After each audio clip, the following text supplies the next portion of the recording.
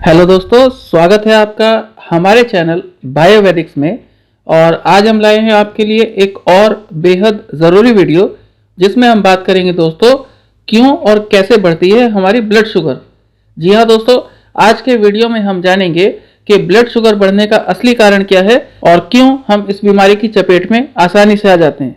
तो दोस्तों, आज दी जाने वाली जानकारी अगर आपको पसंद आती है तो प्लीज़ हमें लाइक, शेयर और सब्सक्राइब जरूर कीजिएगा। तो शुरू करते हैं वीडियो। और मैं आपको बताऊं दोस्तों कि आज के समय में शुगर एक सबसे अधिक पाई जाने वाली बीमारी है जो बहुत अधिक गंभीर भी है। इसीलिए दोस्तों, हम जब तक इस बीमारी के असली कारण को न समझ ले इससे छुटकारा नहीं पा सकते। इसी कारण आज हम आपके लिए ऐसी जानकारी लेके आए हैं जिससे आप समझेंगे कि डायबिटीज होने का असली कारण क्या है और बार बार हमारी ब्लड शुगर लेवल क्यों बढ़ जाती है। सही जवाब जानने के लिए इस वीडियो को पूरा देखिएगा।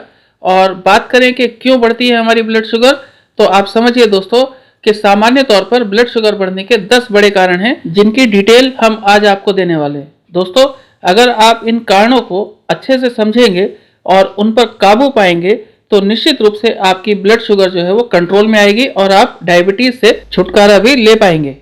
तो दोस्तों, शुरू करते हैं वीडियो। और मैं आपको बताऊं कि सबसे बड़ा कारण है हमारा खान पान यानी हमारी डाइट। दोस्तों, आज के समय में हमारा लाइफ स्टाइल काफ़ी डिफेक्टिव हो गया है और रोज़मर्रा के खान पान में जंक फूड की अहम भूमिका है। तो ये बात ठीक नहीं है। हम जो खाना खाते हैं उसमें फाइबर कितना है इसका ध्यान भी नहीं रखा जाता। फिर दोस्तों, जो सामान्य तौर पर रिफाइंड में खाना बनाया जाता है ये भी खतरनाक है। हमें हमेशा तेल का इस्तेमाल करना चाहिए। और खाने में हम कार्बोहाइड्रेट कितना खा रहे हैं इसका भी कोई मैनेजमेंट नहीं होता। और दोस्तों, खाने में अगर हम हाई ग्लाइसेमिक इंडेक्स वाले फूड आइटम खाएंगे तो इससे भी हमारी ब्लड शुगर लेवल बढ़ती है। तो समझिए इस बात को। फिर अगला कारण है दोस्तों तनाव यानी स्ट्रेस। और मैं आपको बताऊं कि डायबिटीज का सीधा संबंध है स्ट्रेस से। यानी जितना आप तनाव में रहेंगे उतना ही आपको डायबिटीज होने के चांसेस होंगे। तो अगर आप डायबिटीज से मुक्त होना चाहते हैं तो तनाव से मुक्त होइए। और तनाव से मुक्त होने के लिए आप योगा और मेडिकेशन का सहारा लीजिए, ये बहुत फायदेमंद है। फिर अगली बात करें दोस्तों भरपूर नींद ना लेना। यानी अगर आप कम सोते हैं यानी 8 घंटे से कम की नींद लेते हैं तो निश्चित रूप से आपकी ब्लड शुगर बढ़ती है और आपको डायबिटीज होने की संभावना बढ़ जाती है। दोस्तों, अगर आप अच्छी नींद लेते हैं तो आपकी बॉडी ब्लड शुगर पर अच्छा कंट्रोल दिखाती है और रात भर आपका ब्लड शुगर नियंत्रित भी रहता है। तो ध्यान दीजिए इस बात का भी। फिर अगला कारण है सनलाइट में एक्सपोजर होना। जी हाँ दोस्तों, सर्दियों या गर्मी आपको सूर्य के प्रकाश के संपर्क में यानी सनलाइट के संपर्क में आना जरूरी है, कम से कम 15 से 20 मिनट। क्योंकि दोस्तों, जो धूप है या धूप से मिलने वाली गर्मी है वो हमारे शरीर में मेटाबॉलिज्म को बढ़ाती है और हमारी इम्यूनिटी को स्ट्रांग करती है। तो धूप में जरूर बैठें कम से कम 15 से 20 मिनट। फिर अगला कारण है दोस्तों मेडिकेशन यानी दवाई खाना।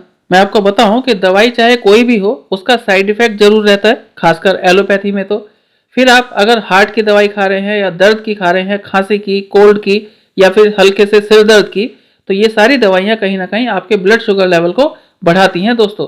इसलिए इमरजेंसी की तो बात कुछ और है, लेकिन सामान्य बीमारियों में आप दवाई खाने से बचें और कोशिश करें कि आयुर्वेदिक दवाई खाएं क्योंकि ये कम नुकसान करती हैं। फिर अगले कारण की बात करें दोस्तों तो ये है उम्र। और मैं आपको बताऊं कि उम्र बढ़ने के साथ साथ ब्लड शुगर का जो थ्रेशोल्ड है वो भी बढ़ता है। यानी सामान्य तौर पर जो फास्टिंग ब्लड शुगर हमारा 100 से कम रहना चाहिए, अगर एज ज़्यादा है यानी 60 साल से ज़्यादा की उम्र है तो हमारा normal fasting blood sugar level 80 से 130 तक हो सकता है। और इसी तरह से जो रैंडम ब्लड शुगर लेवल है उसकी नॉर्मल रेंज भी 180 तक हो सकती है। फिर अगले कारण की बात करें दोस्तों तो यह है सिकनेस यानी कोई बीमारी होना। यानी सामान्य तौर पर जो फीवर होता है, कोल्ड होता है या कोई हल्का फुल्का जख्म हो जाए या फिर नींद ना आए, तो ऐसी समस्याओं में हमारी ब्लड शुगर लेवल बढ़ती है। लेकिन आप ध्यान दीजिए कि ये टेम्परेरी तौर पर बढ़ती है। यानी जब हम ठीक हो जाते हैं तो हमारी ब्लड शुगर भी अपने आप नॉर्मल हो जाती है। लेकिन ये भी एक फैक्टर है ब्लड शुगर बढ़ने का। फिर अगले कारण की बात करें दोस्तों, अगर आप अपनी लाइफ में एक्सरसाइज नहीं करते यानी लाइफ विदाउट एक्सरसाइज है तो आप समझिए कि आपको डायबिटीज होने के चांसेस कई गुना ज़्यादा हैं।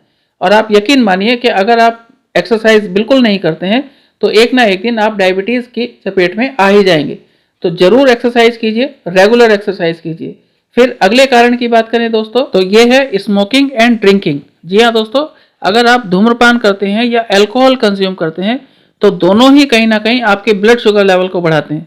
तो आप समझिए, चाहे तो आप नोट भी कीजिएगा कि जिस रात आप शराब पिएंगे तो उसके अगले दिन आप अगर सुबह ब्लड शुगर टेस्ट कराएंगे तो निश्चित रूप से वो बढ़ी हुई आएगी। तो दोस्तों डायबिटीज से बचने के लिए इन दोनों को छोड़ दें। फिर अगला कारण है हेरिडिटी या फैमिली हिस्ट्री का होना। दोस्तों अगर आपकी फैमिली में किसी को डायबिटीज है, यानी आपके ग्रैंड पेरेंट्स को मैटरनल साइड से या पैटर्नल साइड से, यानी दादा दादी की तरफ से या फिर नाना नानी की तरफ से, तो आपको भी डायबिटीज होने की संभावना सामान्य से ज़्यादा है। तो आपको इस बात पर भी ध्यान देना चाहिए। तो दोस्तों आज के लिए इतना ही, और वीडियो देखने के लिए धन्यवाद। अगर दी गई जानकारी आपको पसंद आई हो तो प्लीज़ हमें लाइक और शेयर जरूर कीजिएगा, और अगर आप हमारे चैनल पर नए हैं तो प्लीज़ हमें सब्सक्राइब भी करें। Thank you very much.